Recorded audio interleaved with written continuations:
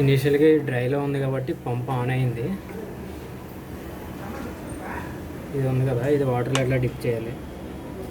Dip చేస్తే pump of అయింది. ఈ స్టేటస్ మనకి అప్లోడ్ అవ్వాలి అంటే ఎవ్రీ 30 సెకండ్స్కి అది అప్లోడ్ అవుతుంది. 30 సెకండ్స్ కానీ 1 మినిట్కి కానీ. అక్కడ టైం రన్ అవుతుంది కదా, అక్కడ యూ అని వచ్చింది. యూ అంటే సర్వర్కి అప్లోడ్ అవుతుంది అన్నట్టు ఇండికేషన్. ఇట్లా అప్లోడ్ అయ్యే టైంలో అక్కడ ఏ వాల్యూస్ అయితే ఉన్నాయో అవి అప్లోడ్ అవుతాయి. ఇప్పుడు వెట్లో ఉంది కాబట్టి వెట్ అని చెప్పి అప్లోడ్ అవుతుంది సర్వర్లో. డ్రై ఉంటే డ్రై అప్లోడ్ అవుతుంది. అప్లోడ్ అయ్యేంత వరకు మనం ఏదైనా ఆపరేషన్ చేసినా కూడా ఆ ఆపరేషన్ వర్కౌట్ అవ్వదు. ఫస్ట్ హ్యూమిడిటీ చూపిస్తున్నాను. హ్యూమిడిటీ అబవ్ 80, టెంపరేచర్ వచ్చి అబవ్ 40. హ్యూమిడిటీ అంటే ఇట్లా ఓదాలి, బ్లో చేయాలి. వాల్యూ చేంజ్ అవుతుంది. 93 వచ్చింది కదా, అది యాక్టివేట్ అయినప్పుడు బజర్ వచ్చి మనకి సర్వర్లో అప్లోడ్ అవుతుంది.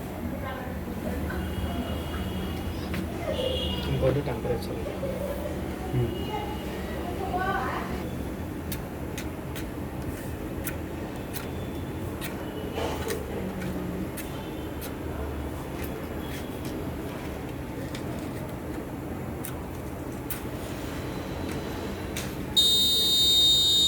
ఇది ఉంది కదా, దీన్ని హీట్ చేసామంటే మనకి టెంపరేచర్ కూడా రైజ్ అవుతుంది.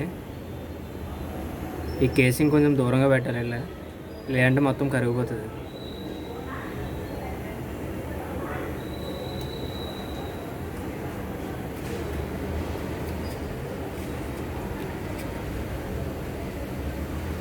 హ్యూమిడిటీ తగ్గింది, టెంపరేచర్ పెరుగుతుంది.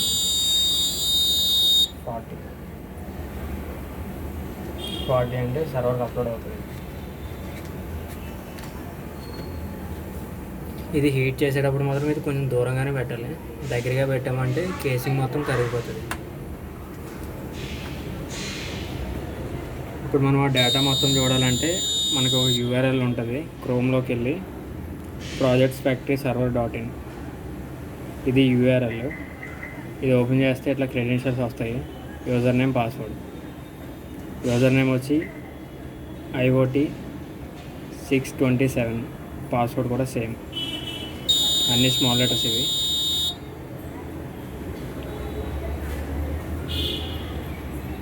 ఇది temperature, humidity, soil moisture, wet to dry conditions.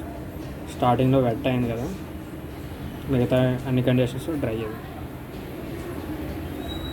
ఈ స్టేటస్ అప్లోడ్ అవ్వాలి అంటే మనకు అది వాటర్లో ఉన్నప్పుడు మాత్రమే వెట్ అని చూపిస్తుంది, లేదంటే ఇట్లా డ్రై అనే చూపిస్తుంది.